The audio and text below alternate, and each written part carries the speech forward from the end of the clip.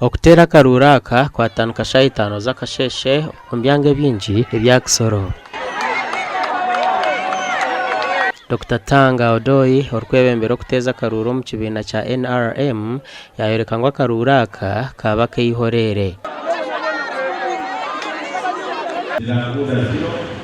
Kabale 111, kweteerera 0, Ahindugire 1, Mbonye 0, Nirere 0.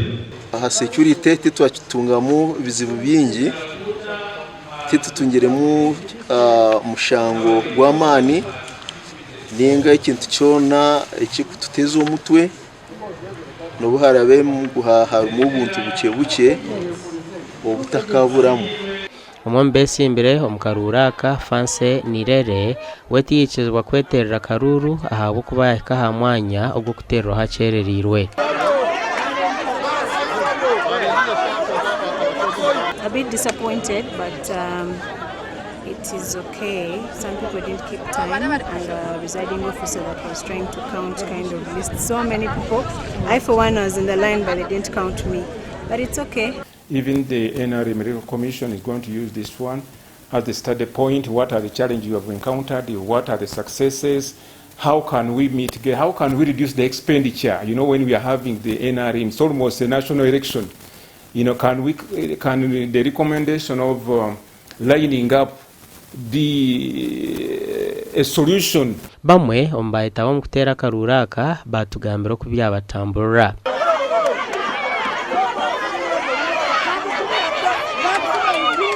The problem they saying there are many names in the register, and yet some are students, and the students they have not allowed them to come. Nuko twe tuje magacyangarano nyine ko kugira ngo yuko n'umukobwa ari uwacu ariko ubu bwakabageni bwo bugiye neza nta kibazo nubwo abandi bose kuko ndo turwanye turangije tutarwanye ariko nyine ku bw'iwacu bari bashaka kudutesha umutwe ariko turi ku muntu w'umuntu ashaka. Akutwaza kora amakuru aga okubara Akaruuru kw'abantu kugenda mu misho omu rukiko hall eya Kisoro district. Entebe y'omukazi omunyishengero ahabwa Kisoro ekabura omujwekerwa bwanyuma y'okufa kwa Sara Mateke owabira minisita w'ihanga w'ebyokwerinda n'enshonga z'abankazirwanaho kandi omunyishengero kazi ahabwa Kisoro district. Gasha kwa Job n'amanya puli na Keta tuzarirwe.